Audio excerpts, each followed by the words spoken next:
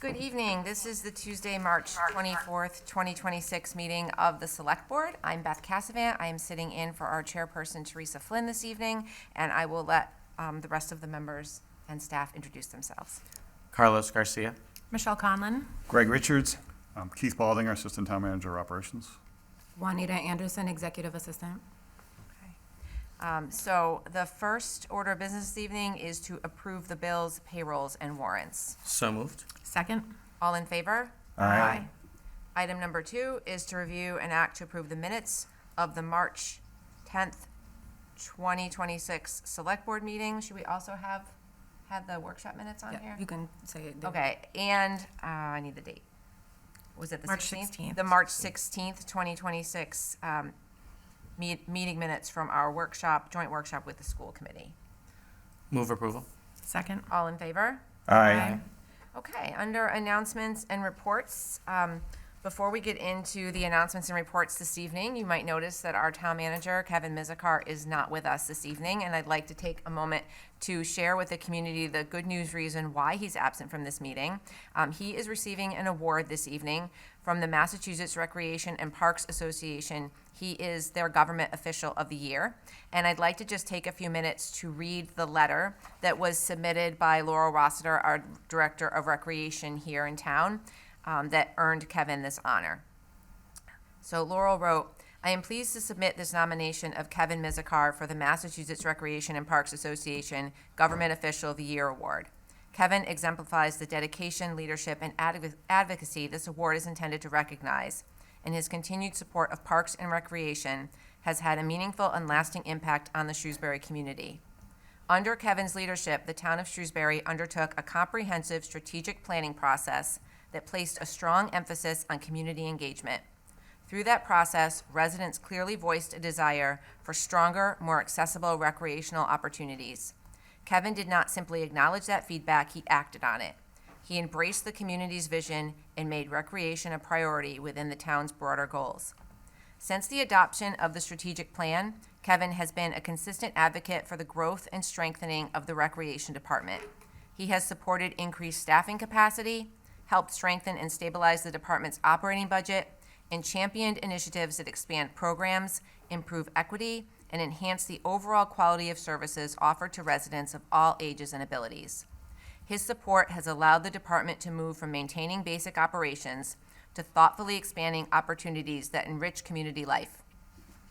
One of Kevin's most significant contributions has been his leadership and support in transforming an old, underutilized municipal facility into the new home of the Shrewsbury Recreation Department.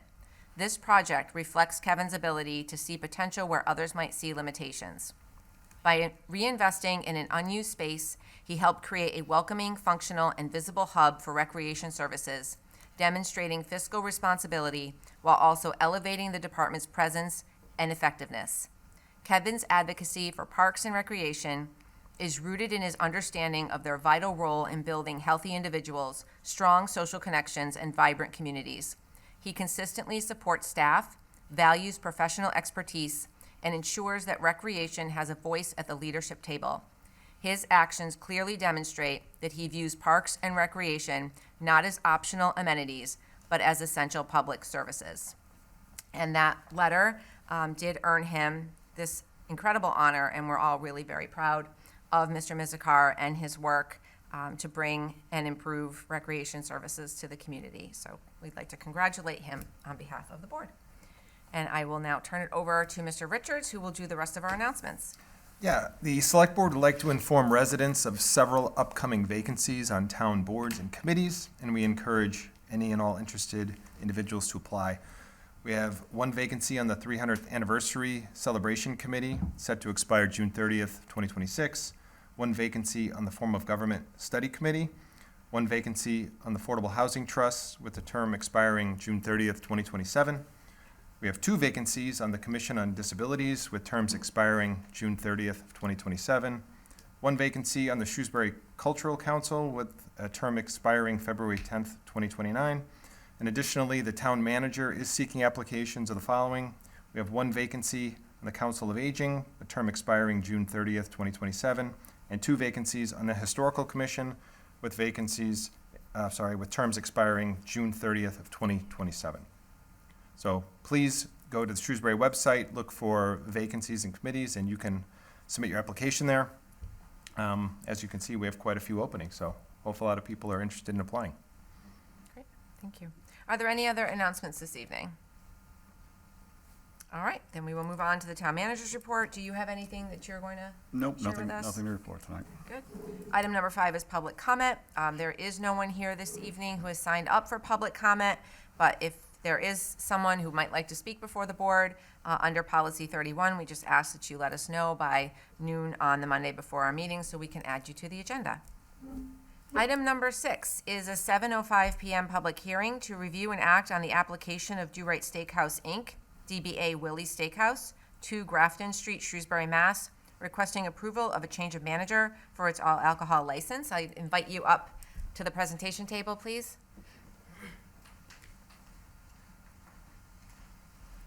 And once you're settled, I just ask that you introduce yourself for the public. Good evening, everyone. My name is John Altamari. I'm one of the owners of Willie's Steakhouse. My name's Scott Longwell. I'm the head chef of Willie's Steakhouse. Welcome. I think this is pretty straightforward, but if you just want to give us a brief overview of why you're here. We're here to get a change to our manager of the liquor license. We'd like Scott to be appointed. Scott's been with us since 2021. He's been our head chef, and as part of his duties as head chef, he's been engaged in the management of our liquor and our liquor license since that time frame. He accepts deliveries when they come in. He stocks the liquor. He reprices it at the end of the month. We do have an inventory of liquor at the end of the month. He participates in that as well, and he is tip certified. As part of his duties, he's on site 5 days a week for 11 hours, and that's a good week if he gets out of it with 55 hours. It is. So he's a pretty good candidate for this position. Okay, very good. Any questions from the board? This is a public hearing. Is there anyone here wishing to be heard? Okay, then I will take a motion to close the public hearing. So moved. Second. All in favor? Aye. Okay, what's the pleasure of the board? I move the board approve the request of Do Right Steakhouse, Inc., DBA Willie's Steakhouse, 2 Grafton Street, Shrewsbury, Massachusetts, for a change of manager for its all-alcohol license, and to designate Scott Longwell as the new manager. Second. All in favor? Aye. All set? Thank you. Thank you. Thank you very all. much. Yeah. Thank you.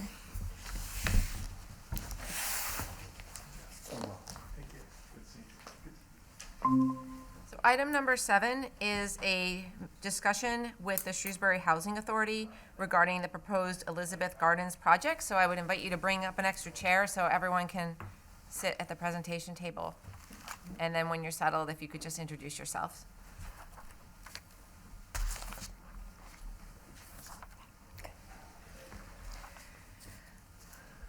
Good evening. Hello, I am Kathy McSweeney. I am the current chair of the Shrewsbury Housing Authority. With me, I have fellow Commissioner Richard Ricker and our Executive Director Kelly Bergeron. And we don't really have a formal proposal or formal presentation for you tonight. We wanted to update you on what we're working on at Elizabeth Gardens with the hopes of expanding and partnering with the community to build some more housing. As we have some beautiful slides here today. And if you go to the first one, this is the existing plan. This is what is currently there, as well as the neighborhood. You can see that red line there, to give you a point of reference, that's Coolidge School. So we are just over the green, and that's the property that we own. And the area in the back, we have learned that we have some additional property that we thought we might be able to build on. So what we've done to date, and I've mentioned this to this body in the past, we were here probably about 9 months ago. We started out by doing a survey that did identify that we had some land we could build on. Then our next step was a conceptual plan that I think we have that up there as well as one of our designs. Oh, there's that. That's just another way of showing you the property. And that's That's how the property sits now. right. And then the last one, it would be just a conceptual plan we did with the thought that we wanted to make sure that we could actually get a decent amount of units in there before we pursued this. So this just is one thought that shows potentially 20 or 21 different units. We've gone through about a year and a half of trying to figure out the best way to approach this project. We have worked with community preservation to try to pay for some of the initial work.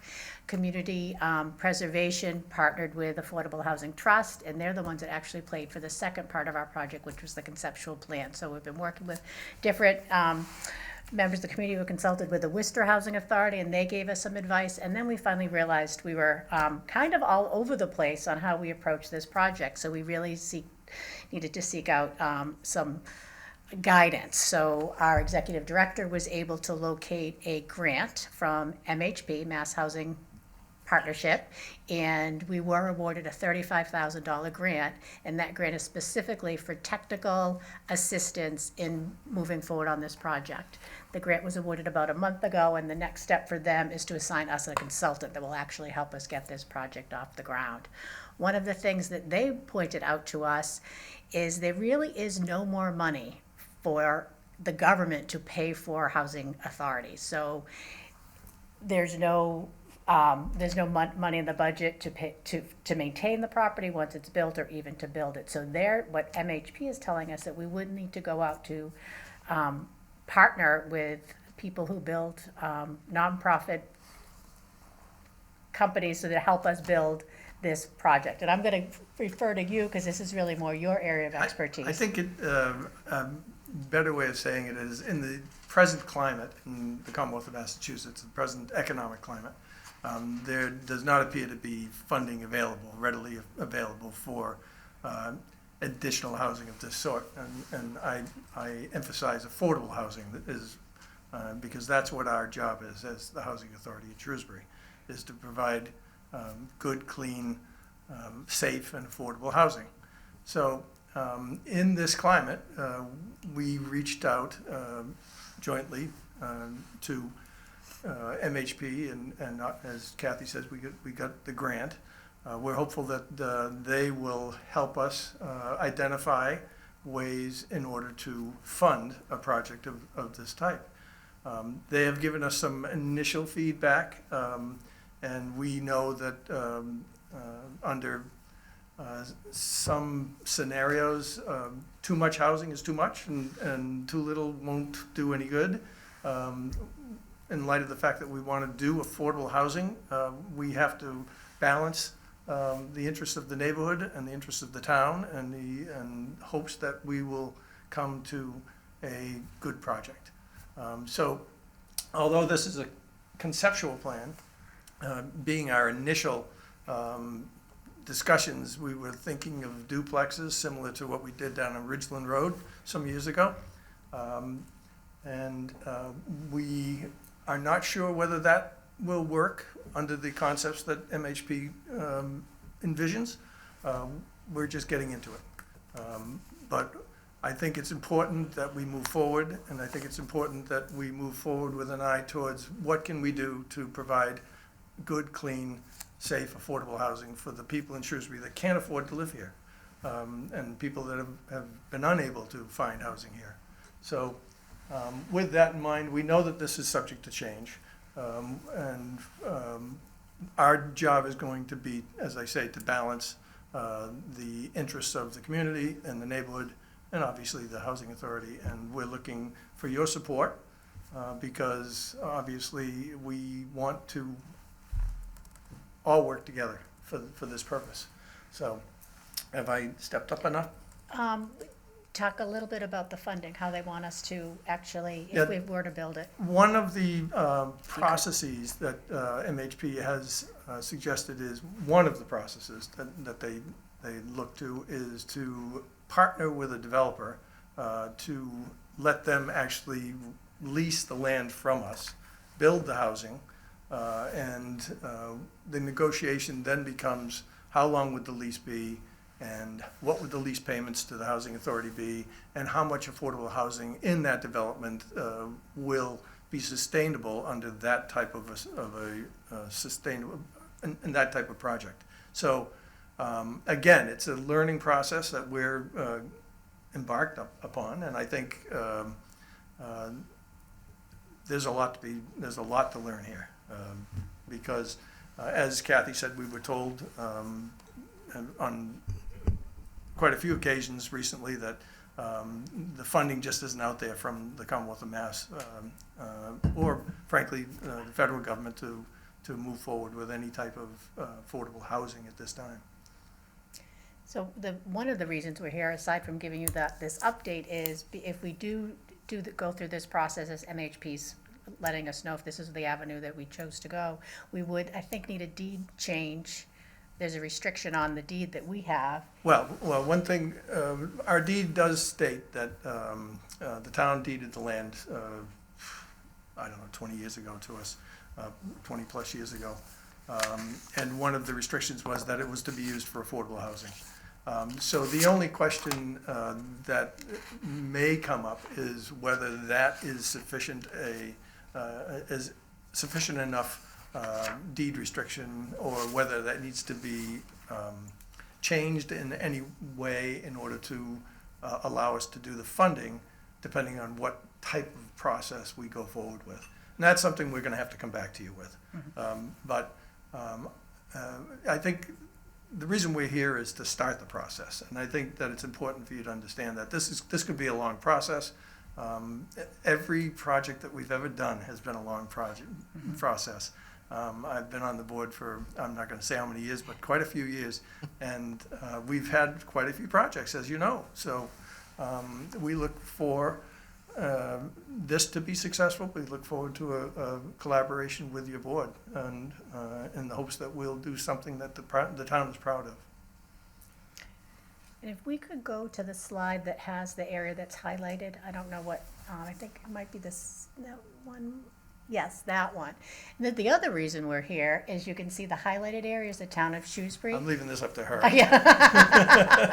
This is, from what I've been able to uncover as I do my deep dive in public records, that is part of 0 Jordan Road. I can't pull the deed because it was, it's from 1/1/1901. So I wasn't able to get the deed online. I'd actually have to go there. I have to go to the archives. But if we pursue this project, we're hoping that the town of Shrewsbury will allow us to incorporate at least part of that. One of the things when I was looking at it that could, and I'll know for sure when I get the deed, is that could include other parcels. The total is 3.7 acres, and that little piece there doesn't look like 3.7 acres, so we're thinking it might include other areas. But we would love to be able to sort of, square that area, the property that we own, off to make just a little bit of a, give us a little bit more room, potentially get a few more units on there. Or the amenities that, obviously would be necessary for any kind of development there. So It would also give us a little easier access to, we want to make this area accessible to Jordan Pond and hopefully connected with that trail that may come to fruition at some point. So we really want to make it, an asset to the community. as you know, it's a beautiful area down there. So. All right, well, thank you so much for that. Let me see if there's any questions from board members. Sure. Just for a bit of like a background here, could you remind us how many units you have? 36. 36 units in At town. Elizabeth Street. At yes. Elizabeth, 36 at Elizabeth, and then how many do you have across town? 109, 270, I'm going to let her ask. We have 272. 272, thank you. A lot of, most of them are elderly. Yes. Okay, thank you. Is there a wait list right now for, Yes. and how long is that wait list? For affordable housing, for family housing, it's just unattainable. I mean, it's awful. It's awful. Yeah. It's years and years. Like- Right, Kelly? Yes, So- with the CHAMP program, there's a long waiting list, and the families never want to leave. Like, they're great. They want to stay in this town. And shortly after I was elected, so probably 2019, they changed from us having control over our wait list, which is why we can't give you an exact list. It's not a list that sits on Kelly's desk. The Commonwealth manages it through a program called CHAMPS, which is Commonwealth of Massachusetts something. So people apply through that, and then every time there's a vacancy, Kelly mails out 25 applications to people, and then they return them, and then based on a priority system someone has chosen. So, even, it's, And it's not limited to this community. yeah, so it's anyone who selected Shrewsbury when they filled out their application. Is there, if I may, is there, like priority for, municipal employees, like No. police, firefighters, teachers, anything like that? Like, Well, we've historically had priority. On the, Go ahead. if I could- on the federal program, there is Yeah. for living or working in the town Yeah. of Shrewsbury. Right. With CHAMP, there is not. The priorities are more around homelessness, domestic violence, things like that, but not anything for the community. okay. So the Shrewsbury preference is really federal, which is our towers at North Quincy. Okay, all right, and I have a few more questions about the project specifically. How many units are you, as in this conceptual plan here? There's 11 buildings, which would be 22 units. But again, just a conceptual plan. We wanted to have the purpose for the conceptual plan just to see, could we even build anything down there? So we've, Build something that is reasonable and still has room around it and, doesn't, really add something terrible into the neighborhood, obviously. so we expect that could change, but it's something that we did share with MHP to say this is what we're thinking, and then they decide, or not decide, we decide, but they give us recommendations. Okay, and if, you're proposing, potentially to discuss deeding one or both of those town parcels to the property, how many more units are you hoping to add if we were to do that? We don't know. We'd have to go back to the engineering and ask them to tell us what we could do with that. But conceptually, I mean, it all depends on what really is there in terms of a survey. And I think a survey is in order because that plan shows 1.2 acres and The other's the .2, but other's then 0.2. the address on the town GIS says it's 3.7. Right. So if it's 1.2 acres, you could, I mean, conceivably, you could add another 6 or 8 units. Okay. All right. And then in regards to, so I like the idea of accessing Jordan Pond. Would you be hoping that's access for residents or for the entire community? Like, are you thinking that you would like to put in like a small parking area for folks, anyone in town that wants to access the trails of Jordan Pond? Or is this, a sort of just a walking trail for residents at Elizabeth Gardens? We actually hadn't gotten that far. I just, every time there's a meeting, I say, can we get a path to the pond or to the trail? The parking lot for Coolidge is right there as well. So, maybe and there's that strip, that long strip you hear, that's 9 May Street, which is wooded and then kind of abuts the parking area. So we'd maybe have access from Coolidge's back parking lot through us down there, because I think we couldn't access from Coolidge because that's where their ball fields are, like right from, so that's something to think about. That's a really good idea. Okay. Try to I know that that's connect something- all 3 properties. Yeah, I know that's something that's come up with the existing trails around Jordan Pond, but also the town's been talking about doing an ADA accessible trail that goes all the way around the pond and access to the community, because there's currently just a really small parking lot. We can access it from the end, right down by the smaller piece. That's where there's a few steps down, and then people walk down that street to get there. But it would be better to have something more accessible. Formal, yeah. And also with parking. Yeah. Right. I think that's all I have for right now. I've got some questions, mostly comments though, because I have been aware of this project for quite some time as the board's designee to the Affordable Housing Trust. So thank you for bringing this in front of us. I think it's certainly an exciting opportunity for you all, and I'm certainly very supportive of doing what we can to make this project happen and have the best outcome for this. I also had questions about the unit count. I know that it's still in conceptual design, so there's still quite some time for that. I was in attendance at the February 10th meeting, so there was a lot of information provided there. Right. Do you have a timeline? I'm forgetting if you mentioned a timeline for how long this project may take. I know it's so I can early. tell you that I think we'll have a better idea of the timeline once they've appointed us a consultant. And so we're waiting for that, and I expect that to happen, within the next, They're adding or reconfiguring their consulting list, so they said they're in the process of doing that right now, and we should have a consultant assigned to us probably mid to late April. Got it. And MHP is providing? Yes. Yes. Yeah. Got it. Okay. yes, I'm glad you mentioned that you were there. Carlos was there and supportive, and we appreciate that. And you heard them talk about the different configurations that Right. could come out of a discussion like this. I mean, I think we have to be very careful, and I think we Yeah. have to be very deliberative of what the neighborhood would accept and what would fit there. We've always done that as the Shrewsbury Housing Authority, and we're not going to change our role at this day or how we play this game. We're not going to upset the neighborhood, I hope. Right. So, And I certainly appreciate that consideration too, because I think folks who may be watching may think about all the development we've seen in the community recently, and I think that this is one that's should be very welcomed in our community. We finally reached, and we talked about this at the February 10th meeting too, the safe harbor status, and I think that this can certainly help us make some headwinds once the census comes around again and we have to recalculate that number. right. And thank you. And I'll remind you that you may recall that I had asked for quite a ratio of affordable versus Right. market that I think surprised them. But I think we should do as much affordable housing as we can there. Yep. And I don't think there's anything wrong with that. And our goal would be family, but that all kind of depends what's the best thing that could be built there. Right.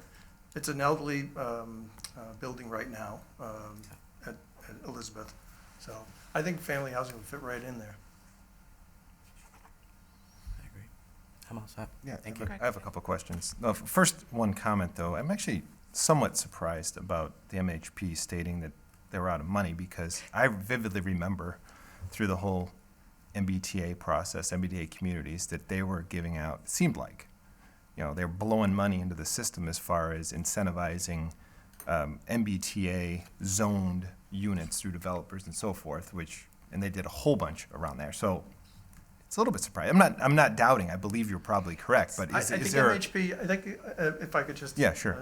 I think MHP is one entity, Commonwealth of Mass the other, when it comes to that type of discussion.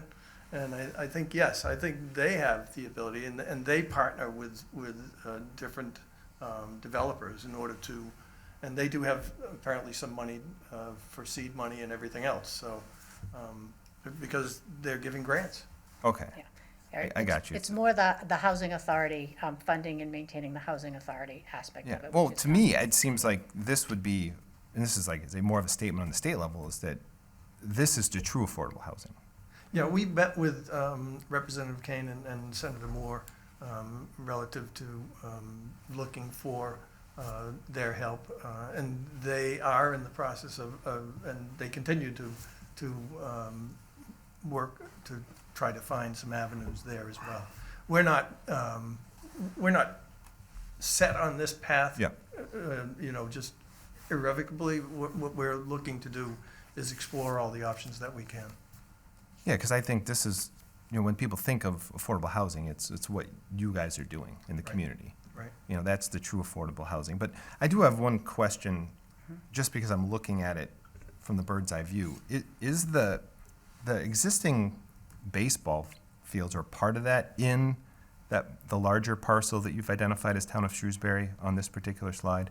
That's what we need to find out. Because if you look at where May Street goes, it stops and it's dissecting essentially the baseball field. I'm looking at it that way. If you pull around, and I just drove there today just to Yeah. double check. We pull into Florence, and then there's a turn before the school that brings you out on May. Right, but on this map, May Street is the street that is right abutting to that Town of Shrewsbury parcel Yes. that's shown. But the May Street technically doesn't go all the way back to where it's shown there. It stops, It's the wooded. baseball field is right Yep. there. Now, So the I think, baseball, I think of the baseball field as being behind Coolidge. That's where I've been to games. It is, but then it Okay. kind of kicks over. I'm looking at like the Google Okay. map just because Okay. I think maybe part of it's there, but that's neither here nor there. So in the plan though, that is currently all like a wooded space between May and Elizabeth. Would the plan be to at least maintain buffer Yes. of the tree line there between this potential project and the school? Well, I think that there should be a buffer, and Okay. I think we've agreed that there would be a buffer. Okay. The whole idea is to get out there and survey and see what actually sits on the ground where, and then basically put the buffer Yeah, there. because I know, one of the things we hear a lot in the community is the maintaining green space. So I know there's a balance here because the affordable housing is super important, but I know on the other hand, people really get a little bit upset when we start seeing the remaining trees that we have being removed. So I just want to make sure we're balancing and being cognizant. I know you will. Especially in our backyard. Yeah. Right. So fitting it in and making it a good project, I think there is. I know it's early in the process, but I think that's super important and how that is managed. Agreed. Okay. That's it. Thank you. You're welcome. So you said not all the units will be affordable units? Under a scenario that MHP did describe to us, not all of the units in a particular building would be affordable because they use the rents from the market rate units to support the overall building in order to make it work financially. They use a combination of methods to finance these types of projects. We're not familiar with them at this stage, all of these different types of financing, but they use tax credits, which apparently they sell in order to come up with money for these projects. And one of the ways to finance it also is with market rate rents. Right. They use the market rate rents to pay the mortgage that they put on the property. No, I guess that makes sense. I'm just thinking of that in light of the 2 town-owned parcels, right, and how we would want to manage that. Because I'm certainly in favor of looking at providing those town-owned parcels or taking the steps to be able to provide those to be part of the project. Because I think we need affordable housing. Just, in conversations with people in the community, they understand that the affordable housing isn't affordable. Right. Right? It's 80% of area median income, which is very expensive. Our affordable So housing. your however, affordable is- housing Yeah. is truly affordable. Yes. I'd love to see a scenario where all of the units were affordable units, truly affordable, and I guess that's what you're I would looking for. I would welcome that discussion, and I do welcome that discussion, and that's the way I feel. My original thought was that even if we had to do duplexes and build them one at a time and ask the town for money through various affordable housing trusts, through community preservation funds, things like that, in order to keep moving forward. But that is a very, very slow process, and it's been pointed out to me and to us that that is financially more expensive to go that route than being able to do a whole project at once. So we've got a long way to go in this process, and I think that's why we're here now in front of you, because we want you to be right here on the ground floor talking with us about it, because I think we all have to agree. And one thing we do agree on is that we need more affordable housing in Shrewsbury. Yeah, I guess I would need to better understand what the trade-off would be, as I'm sure you're thinking too, right? Of Yes. working with a developer to get there faster. Yes. What do we lose in affordable units? Mhm. And I'm already saying we, because it's like, I feel like there's a partnership here, and I'm really glad that I know this project has been progressing for several years now, and that we've gotten to this point. A question for you, is there any way to figure out, without sending Kathy to the archives, what those, Yeah, it's on my, I already wrote it down. All right. So we'll see what we have on 0 Jordan Road. Great. Yeah, you can't find it at the Registry of Deeds online, even in their, because their old stuff, there's a deed from 1924, but there's nothing from 36, which is May, and nothing from 01, which is Jordan, so it really, We know somebody that did a bunch of research in that area of deeds, so oh, good. we can Excellent. check in with them. yeah. Are there any other questions or comments? And if I could Like you just have- go back to Greg's comment, I think that when we look at the GIS Yeah. the aerial views and things like that. We're gonna find where things are once we have some sort of a survey done in that particular part of the parcels. Yeah. And we have no desire to take away a baseball field, so if that No. is, if, there's No, I three of didn't them think there, so if that's, I like, was I just think, confused. yeah. I'm looking, I'm like, I think that's. It's hard to, it's Yeah. hard to, Well, Yeah. as you know, the assessors' plans sometimes don't really match what's on the ground. So we need to get through that process before we go any further. But again, this is stuff we need money for. And this is what we need to do, is to plod forward as we go through this process. What we're in front of you tonight discussing about MHP, great, we've got a grant. But we need to see what that involves and what our obligations are gonna be and what is, if any, the downside to that. So, it's gonna be a very deliberative and slow process, and I hope you're with us. Yeah, I mean, it definitely sounds like we're with you. I know that we want to be kept up to date on, the steps you're taking and where you are in the process. So we'll plan to have you come back for another discussion. That'd be great. When you send up the sign that there's something to talk about. And then in the meantime, we'll ask Keith to take a look at those parcels and we'll just keep working toward it.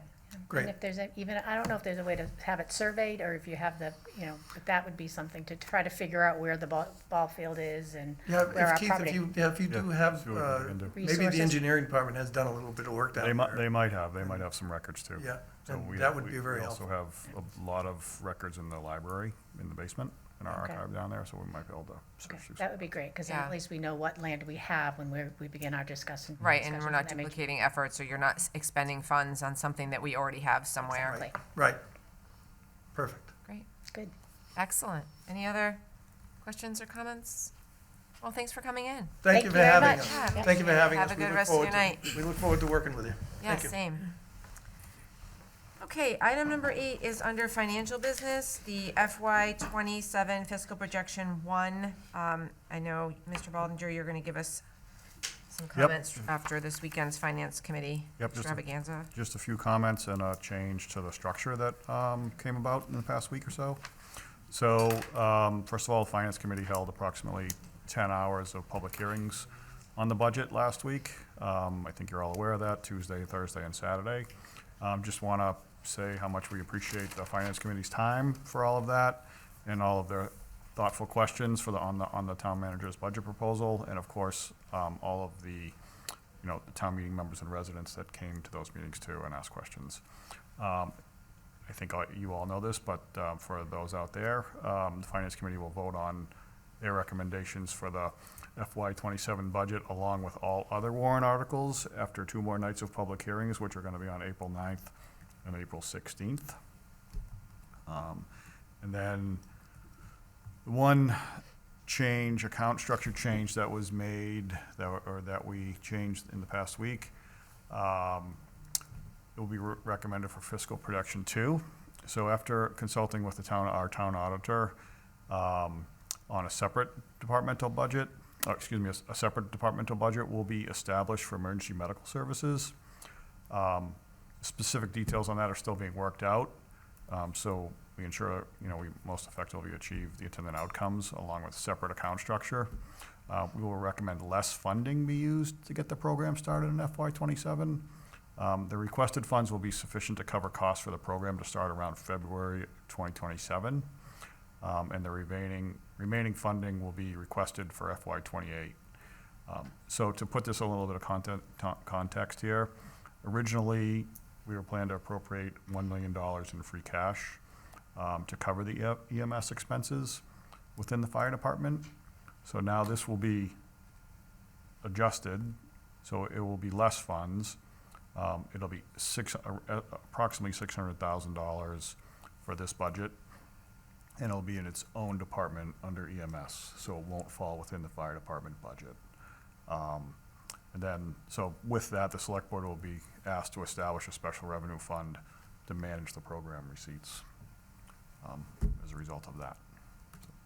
So you're saying it's still $1 million, just split over 2 fiscal years? That's correct. So roughly $600,000 for this fiscal year and $400,000 in FY '28. Questions? So there'd be, the structure is similar now because you'll have police, fire, emergency management, and EMS. Those four, because you break out, isn't Well, emergencies, Actually, it'll be 5, so police, fire, emergency management, EMS. Right, yeah, so 4, you're right, 4. okay. Yeah, you said emergency management, yeah, I threw was- me off, sorry. Yeah, because I know there's that one Yeah. isn't, that we already have. I know Yep, yep. that's treated separately outside of police and Right. fire, even though there's membership from both. So it'll be, instead of 18 departments, we'll have 19 departments. And there's no issue with the fact that the money, that say the $1 million was appropriated, I guess, earmarked, let's say, for usage in FY '27, and now it's carrying over. There's no action required to do that. So my understanding is we're only gonna appropriate $600,000 for this budget. And then we will ask town meeting in May to appropriate another $400,000 for FY '28. So previously, we were gonna take $1 million in free cash. Yep. For FY '27.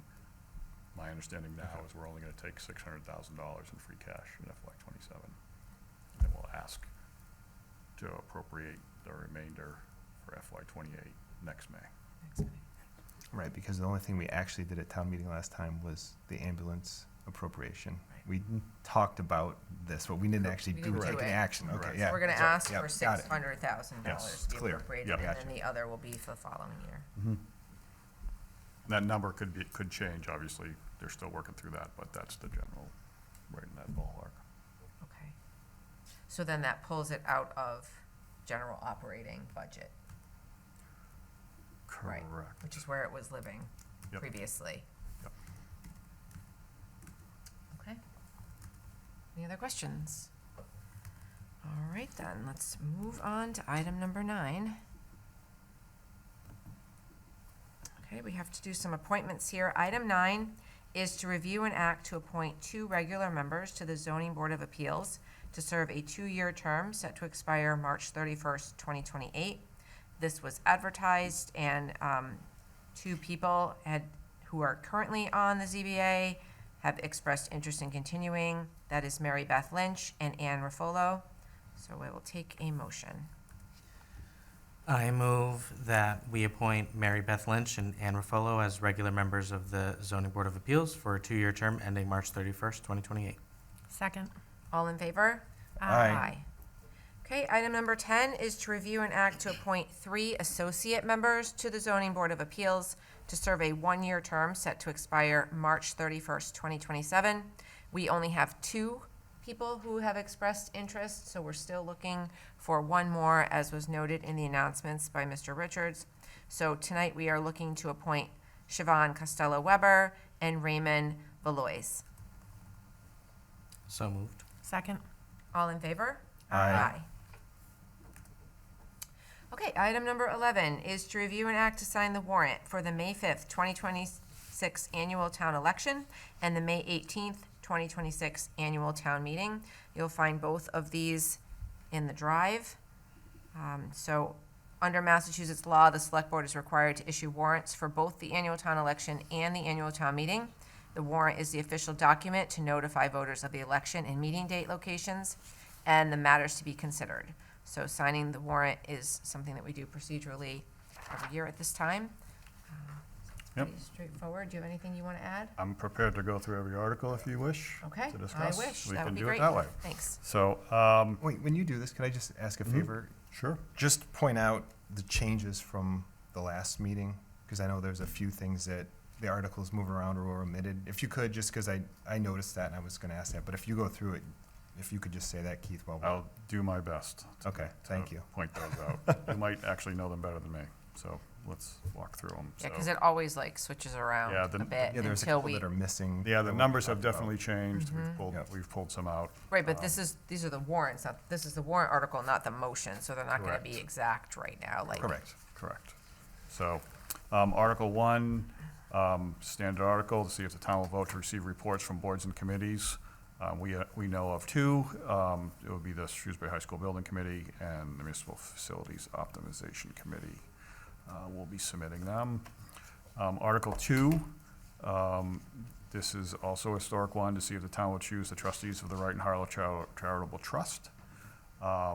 Just for everybody's knowledge, this trust holds about $3,500 in funds.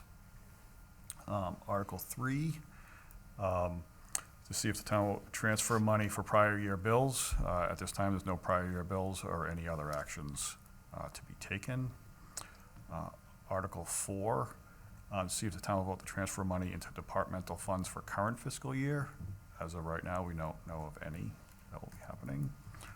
Article 5 is the FY27 budget. As you know, we've gone through FP1 with Finance Committee, and we're continuing to refine that budget. Article 6. This is the annual article that we receive funds from Selco Cable Division to help offset the tax rate. The next two are also the same. So this is for cable funds. It's about $274,000. Article 7 is to offset the tax rate from the electric side. It's $502,000. And then the third one is this article, transfer funds from the Treasury for use by the Board of Assessors to offset the tax rate. They're at $759,000. We're moving there. Article 9 through 12. These are asking the town to vote to appropriate funds for the enterprise operating budgets. So that includes solid waste and recycling, sewer, water, and stormwater enterprise funds. Article 13, this is the yearly appropriation to fund the Shrewsbury Media Connection, which is essentially a pass-through from Selco, cable and streaming subscriber funds. This year, that is $275,000. That's a lot lower than last year. Keeps going down. Yep, there's less subscribers.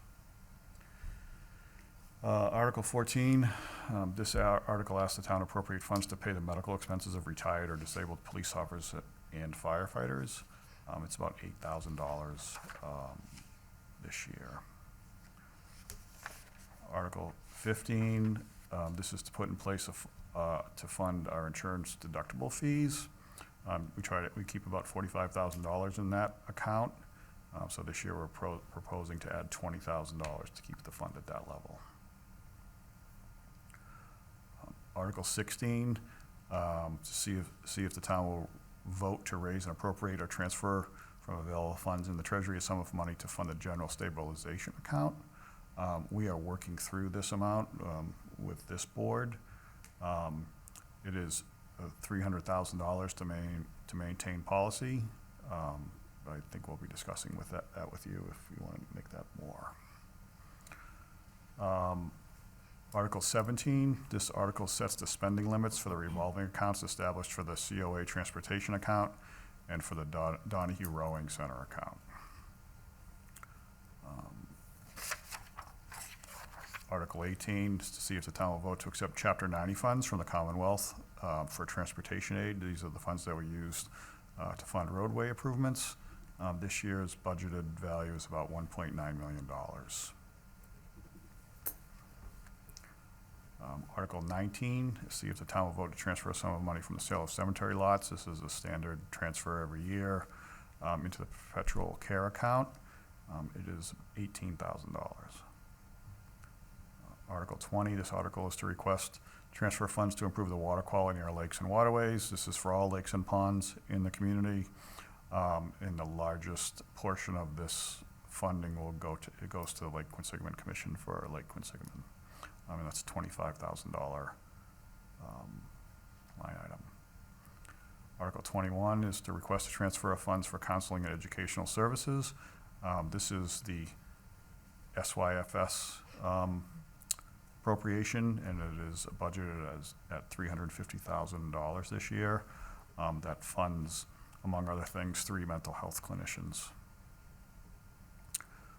Article 22, this is to appropriate funds for the general capital budget. It is still in development, but we're very close to finishing that. Staff's been working on that. Article 23, This is to appropriate funds for the sewer capital budget.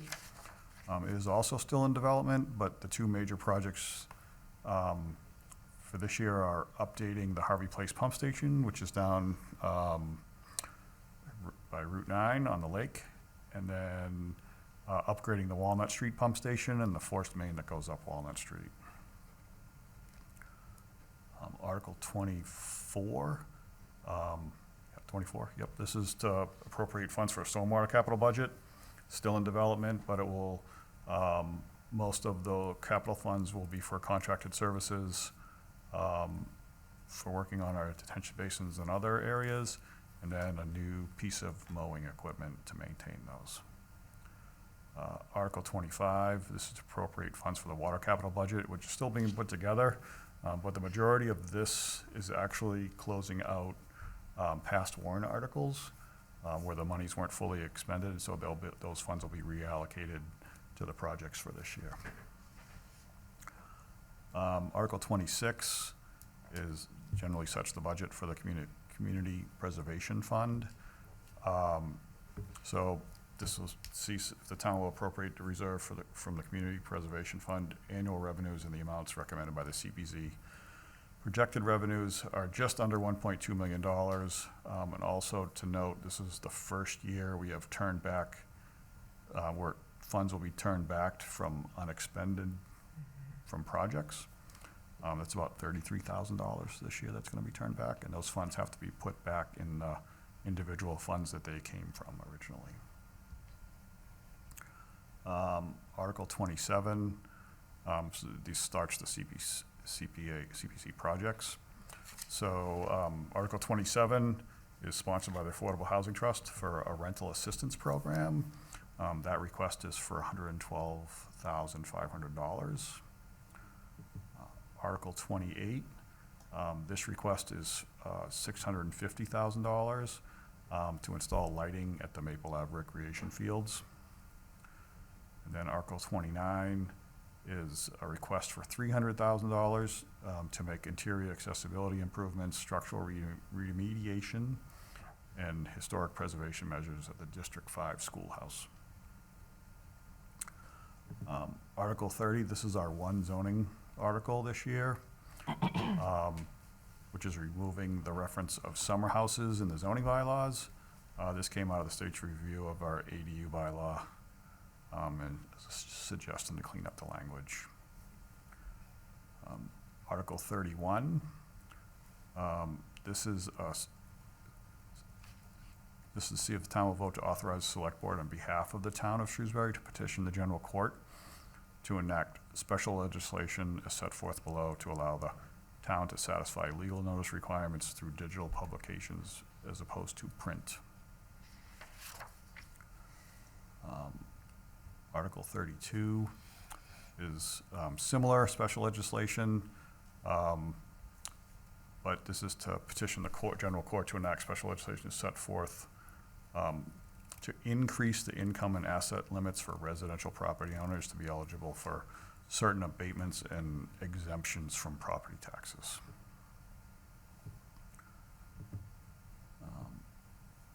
Article 33, this is to see if the town will vote to accept provisions of MGL Chapter 40 for the purpose of creating a special purpose stabilization fund to be known as the Fire Apparatus Replacement Fund. You may recall this was originally a capital budget item, and on advice from the state, we are creating a special purpose stabilization fund. The next article, Article 34, votes to request an appropriation of funds, and we're requesting $475,000 to go into this account. And I think another important note on this one is town meeting adds funds to the account by majority vote, and it also requires town meeting vote to spend the funds at a 2/3 vote. So we can't just put the money in and buy a fire truck. Town meeting has to approve the purchase from it. Article 34, that adds funds to Article 33. Article 35. So this article is related to the Route 20 widening project. that goes from South Street to the Northborough line that is actually going out for bid this year. So the town owns property along that corridor in 3 separate parcels. And those parcels will be impacted by the road widening. So the article allows the select board to convey permanent and temporary easements to the project, to the state. So there's 3 parcels that we own. There are 9, they're gonna request 9 permanent easements for the widening, and then 5 temporary construction easements for that work. And just so everybody else is aware, that is also in front of Conservation Commission right now, that project. Article 36, so this is an article asking for an appropriation of $100,000 to fund costs that may be incurred in town departments for things like police and fire details and staff time to support 300th centennial celebration events. These are only for town incurred costs, and the funds cannot be used for the events or anything else. So 300th Committee doesn't have access to the funds, and then we can't use the funds to support those events, strictly to offset department costs. And then finally, Article 37. So this is to see if the town will vote to accept the provisions of Massachusetts General Laws, Chapter 41, Section 111M and 111N. So these are relative to leave without loss of pay and the indemnification of medical expenses for emergency medical technicians. So we're establishing emergency, emergency medical service department, EMTs. If injured on duty, this will cover them 100% for their injuries. Currently, we have police and fire fall under 111F, and it's been in place for a long time, so they're covered that way. This just adds the EMTs to that same, they get that same benefit.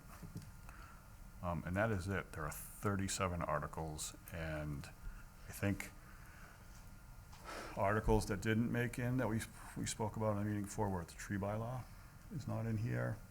And I can't recall others. Well, there was a placeholder for the citizens petition. Placeholder for And then this I know we petition, right? talked about, and I was gonna ask about this too, that, and it came up a lot, actually in the finance committee Mhm. hearing, especially on highway, it's Mhm. about additional road funding. Mhm.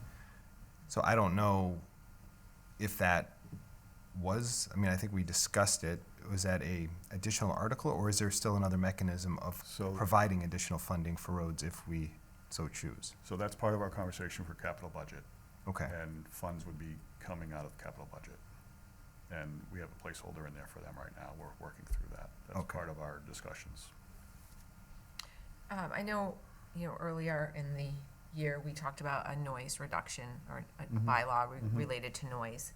And I know that that's not something that's here. Yep. Would you be able to talk a little bit about, why it's not an article to create a bylaw and what is being worked on internally to kind of Sure. strengthen our ability to react to noise complaints in the community? So one of the things, so we understand that we have issues in the past with trying to regulate noise. So I worked recently with our Board of Health Director, our Health Director, Annette Garcia. And she actually enlightened me on a lot of ways that we can solve for noise now. But we didn't really get the support from our previous regional association with Worcester for that. So there are mechanisms to solve for some noise problems that we have in place now that we can work through.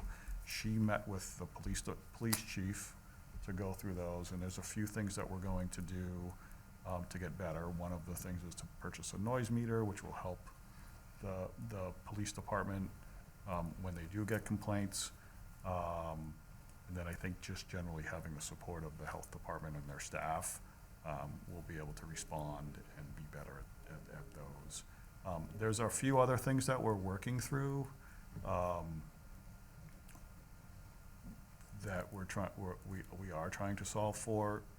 For example, there are concerns about lawn equipment noise and a few other items, and we're working through developing some of those bylaws, or looking for a path at least that is good for the community, good for the residents, that sort of thing.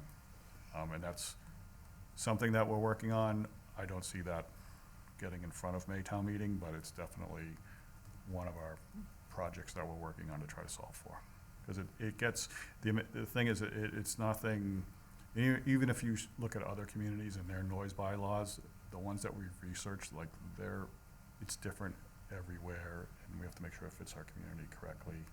Then understand, I think, what the residents want and what they want us to enforce and who to enforce. So there's some work to get through there operationally to figure out how that is going to fit, but we are working on that. Any other questions on the warrant? Just a comment on the tree bylaw, since we did talk about it. Just needed some more work, I think, internally with staff. I know that there were some comments from planning, and I think it may even require two separate bylaws.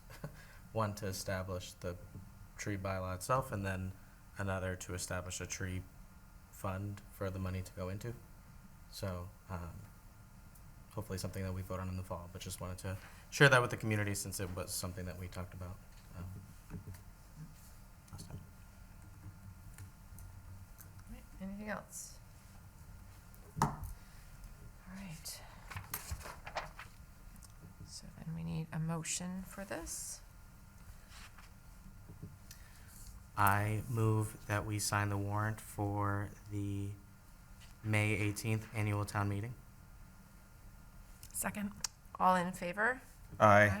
Okay, and then we also need to do it for the May 5th, 2026 annual town election. Yes. Second one.